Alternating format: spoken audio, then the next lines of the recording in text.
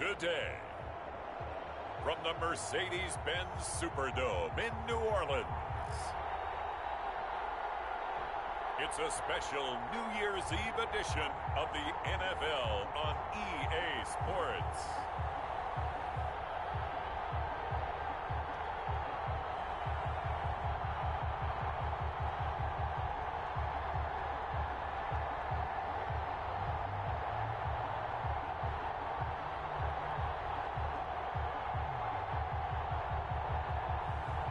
It's the New Orleans Saints taking on the Green Bay Packers.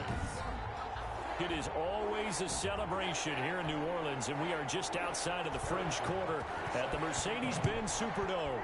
Today, the curtain falls on the regular season, and we've got a good one in store between the Green Bay Packers and the New Orleans Saints. The Saints take over. Here come the Saints for their opening drive. And out will come the leader of this offense, and that, of course, is their signal caller.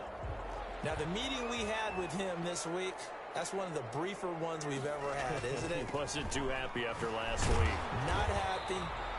Really determined to play a whole lot better, and he really can't play a whole lot worse. He's got to go out and show the team that the goods that he exhibited early are still there. Otherwise, he could lose the confidence that they have in him. And hoping to get rid of that interception bug.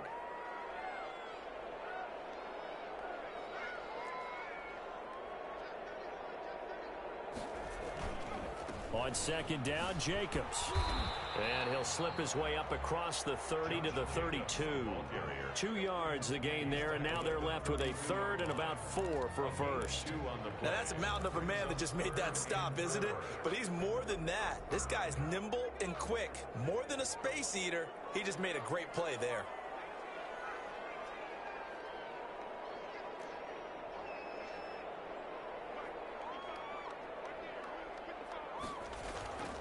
They'll look to throw. Flush to his right. He may try and run for this. And he nearly got the first himself, but it appears he's going to be about a yard or two short. He'll wind up fourth down. I liked his effort there. He got it done on his own. But let's face it, he puts defenses in a really stressful spot when he takes off and runs because a lot of guys have coverage responsibilities. Good job of rallying, though, because I thought when he first took off, he might pick up the first down. So still a scoreless game in the first, but they're going to go for this thing on their own side of the field on fourth down.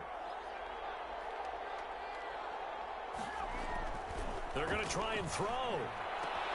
Open man, Smith-Schuster, it's complete. The 20, 10, touchdown, New Orleans. Juju Smith-Schuster with his 16th touchdown of the year. And the Saints have taken the early lead. A gutsy call, 4th and short. They go for it. Look at the result. Yeah, not only did they go for it, they threw for it, because to me it was stacked up for a run situation, strength on strength, and they decided to put the ball in the air, and what a result. Big-time play.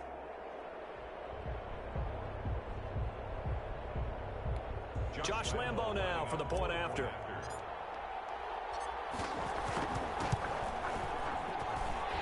Good as the Saints have a 7-0 lead. A drive there of just 4 plays. And it ends with a touchdown for New Orleans.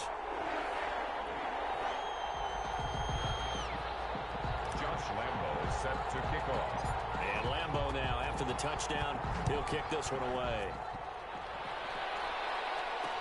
Taken in the end zone. And he'll just sit on this one as their drive will start at the 25. So now it's the Packers' turn to go on offense for the first time. And they'll be led out by the guy under center, Charles, their quarterback. Well, his ratio was good last week. Most quarterbacks are really excited about a 3-to-1 ratio, but it's flipped in the wrong direction. He threw 3 interceptions, not touchdown passes, and he only had the 1 TD pass in that game. So he's trying to turn that around and find a way for his team to win.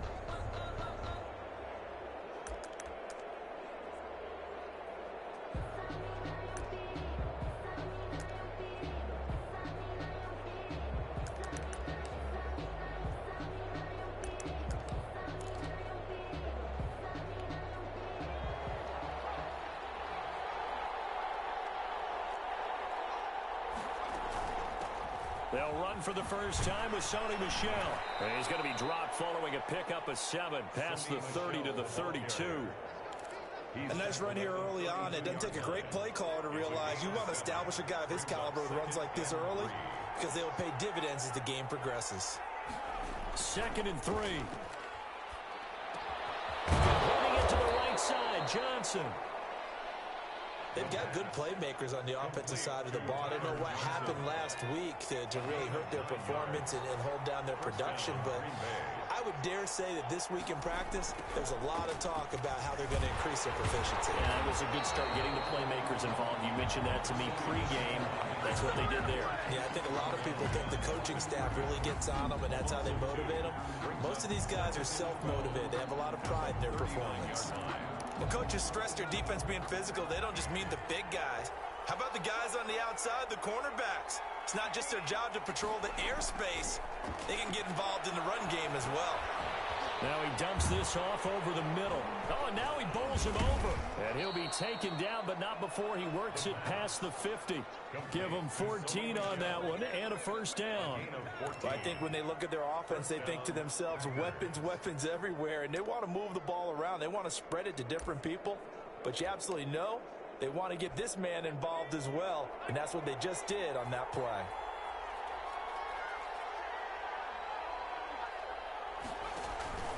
Now a first down carry. It's Michel. And he's going to get this one down near the 45-yard line. Give him a couple on the carry there. 2nd and 8. Certainly a nice job there by the defense rallying to the football and getting him on the ground. But I think the play gets made by the defensive front. Because if they can't get upfield, their job is to go ahead and get low, almost get into a ball sometimes, stack things up, and make it difficult for the runner to find a hole. Give him 3 on the run there. Now they're looking at a 3rd and about 5. Some of the most unselfish players on any football team, defensive tackles, because we ask them to just eat up blocks and allow other people to make tackles. But when he can make a play himself, as we just saw there, that's a big day. Out of the gun now on 3rd down. Open man, it's Allen. And he's going to have a Packers first down as they're able to get the 3rd down conversion. Give him 22 there on the 3rd down conversion. Pretty solid start for the rookie here on this first drive, Charles. Able to have some confidence, stepping back into the pocket, move around a little bit, find open receivers, and deliver. That just means his confidence is going to continue to grow because he's getting more and more comfortable with each completed pass. He'll get forward for 3 down to the 16-yard line. Brandon, all things considered, they have to feel pretty good about getting that type of a gain considering the blitz that they just had against them. 3 yards on that last carry. Here's 2nd and 7.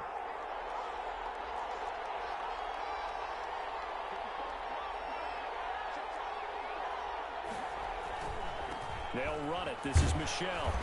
And they get to him quickly here as he stopped right around the 13. 3 yards on the pickup. That's going to set up an interesting 3rd and about 4 to go. And it's 3rd down.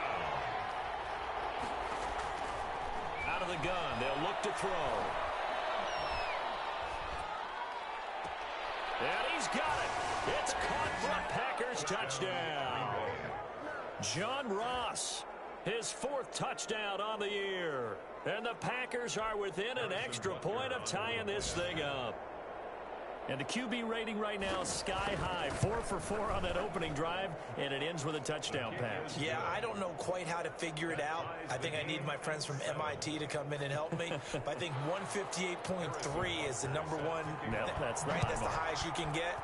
That's where he is. He'd like to continue on that pace. Fielded a couple yards into the end zone. And he's going to be taken down on what will be the final play of this first quarter. These two teams all tied after 1. 7-7. 1st and 10, and kind of tipping their hand at running the ball. 3 tight ends are out there. They'll begin on the ground with Jacobs. And they get him down, but not before he takes it across the 40-yard line. 10 yards there to start the drive, and just enough by about the length of the football for a first down. That time, a little misdirection really seemed to fool the defense. And think of it this way. From the time you're in high school, you're taught to watch film and pick up tendencies. Sometimes they can use those against you, though, when they break their own tendencies and hit you back the opposite direction, huh? Now a pass is taken in by Smith-Schuster. And they'll get this well past midfield before being stopped just before the 35. Well, they had a gain of 10 last time, now a gain of 20 here. Back-to-back good plays have them on the move on first down. He'll look to throw. Well, he's trying for Smith-Schuster, but it's intercepted. Picked up by Tremaine Edmonds, the linebacker. And this one will be returned to right around the 38-yard line. Unfortunately for him, if last week was any indication, we knew a pick was coming at some point. Last week it was interception after interception, and here we go again. We actually quit counting last week at a certain point because I thought I was going to run out of fingers, all right, because I'm not all that skilled as a mathematician. But you're right, it felt like a matter of time, and you got to think the guys on defense, they couldn't wait for this opportunity after what they saw on tape. On first down, Michelle. Just a yard on the first down carry, so it's 2nd and 9. But not much on that run, Charles. No, that's exactly the way to execute a run blitz there. They guessed correctly that they would move the ball on the ground, honed in on it, and stopped them. Mark that down for a win in the defense's column. 2nd and 9 now. And his throw is incomplete. So many times when we talk about coverage, we're just about a defender running with a receiver, but a big part of it is understanding where the football is, finding it. In this case, when it arrived, it wasn't a surprise, and he was able to bat it away. On third down, he'll drop to throw. And able to catch it on the left sideline, but they're going to rule him out of bounds. So it'll be incomplete, certainly one they'd like to have back as it brings up 4th down. Third down, he tried to stay in bounds, did all he could. He caught it, but it was led a little bit too far. Yeah, that's always difficult, isn't it? Because you know half of your body is trying to stay behind while the other half is reaching out, trying to catch the football. The top half worked. It was the bottom half that was in question. And they'll come out with a 3 tight end look on the first play of the drive. On the ground, it's Jacobs to start the drive. He'll get about 3 as he's taken down at the 23. Now it looks like we'll get a timeout, and we will. We've got an injured Packer on the field. And in Week 17, let's hope this won't affect him for the playoffs. We'll step aside. Now 2nd and 7 from the 23.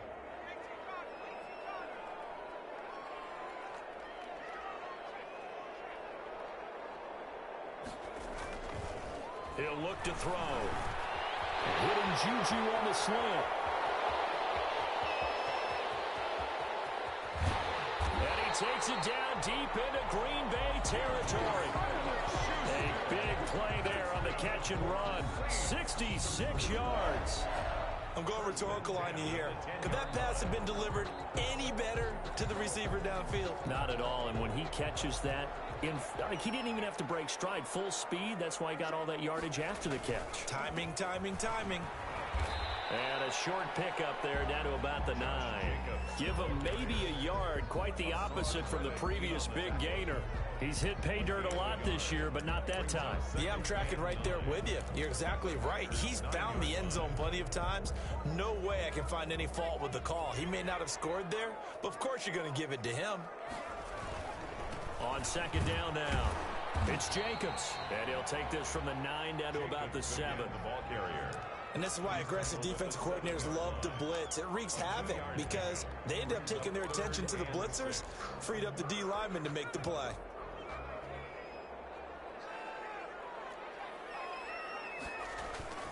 On 3rd down, here comes Jacobs. And the hole closes quickly here. He can fight only to about the 4. He was brought down at the 4-yard line. A 2-yard gain. It's 4th down.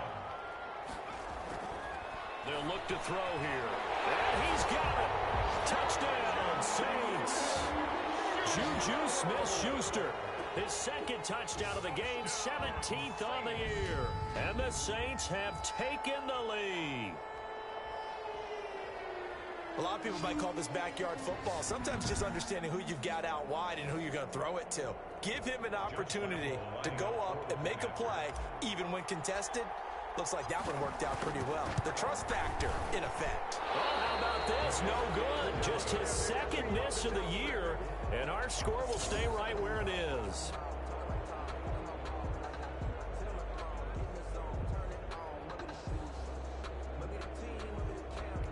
Josh Lambo set to kick off. So with the missed PAT in his rearview mirror, he goes back out to kick this one off. That'll be taken about a yard deep. And this return will net positive as he gets past the 25 and up to the 27-yard line.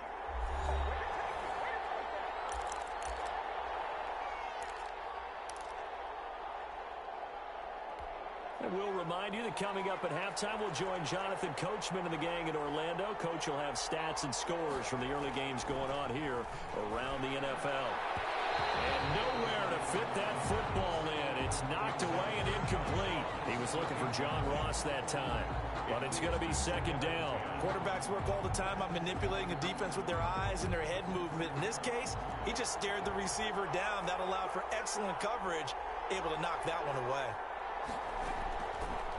And second and 10, he'll look to throw again. He gets it left side to Johnson. And down right around the 32-yard line, 4 yards on the pickup. 4 yards the gain, and it'll bring up a third down. I know many people like to throw to the tight end, maybe in a little flexed out position because he creates mismatches with his size. But slot receivers do the same thing with their quickness, their speed, and their route running savvy. He's going to air one out. That's caught inside the 20. And finally out of bounds down near the 10-yard line.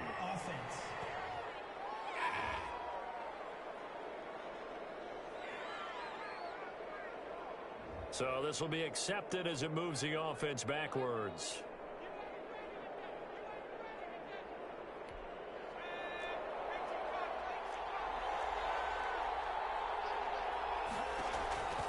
Back to throw again. It fights him off. Runs through the... And a big loss here as he's taken down. The Saints going to call the first of their timeouts. So as they take it over, we step aside. And for the Saints here on third down, an extra defensive back on the field. From the gun, they run with Michelle. And he'll get it up near the 35, right at the 34 here. Now we'll get a quick timeout called by New Orleans, number 2, as they'll stop it with a tick under a minute to go before half. Here's J.K. Scott now, as he'll punt it away for the second time. 44 on his first punt, and this is a good kick as well. And a nice job here on special teams. This will be down inside the 10 at the 8-yard line. Well, someone's going to be happy with that effort. And you know who else is going to be happy? His defense. Absolutely. He's created a very long field for that offense to try to traverse. And he got some help from Mr. Football there, checking up nicely. Good English on that punt. And that is caught on the right sideline, but out of bounds, says the line judge.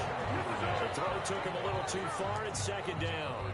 From the snap, he certainly looked like he knew where he wanted to go with the ball, but surprise, that guy was covered. So that took his attention elsewhere to no avail.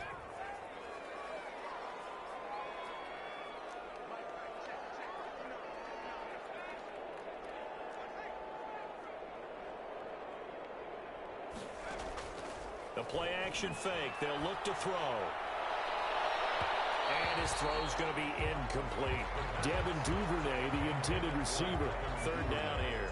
Well, so far in this drive, they've done some good work. They force incompletions on first and second down, bring up 3rd and 10. That brings up the big question. Do they bring pressure or do they play coverage on this down? And a third down throw incomplete as well. As a defensive back, you have some weapons at your disposal that we don't often talk about. And you can read the receiver's eyes, you can read his hands, and you know that the arrival of the ball is imminent, and that allows you to make a play on it and oftentimes knock it away.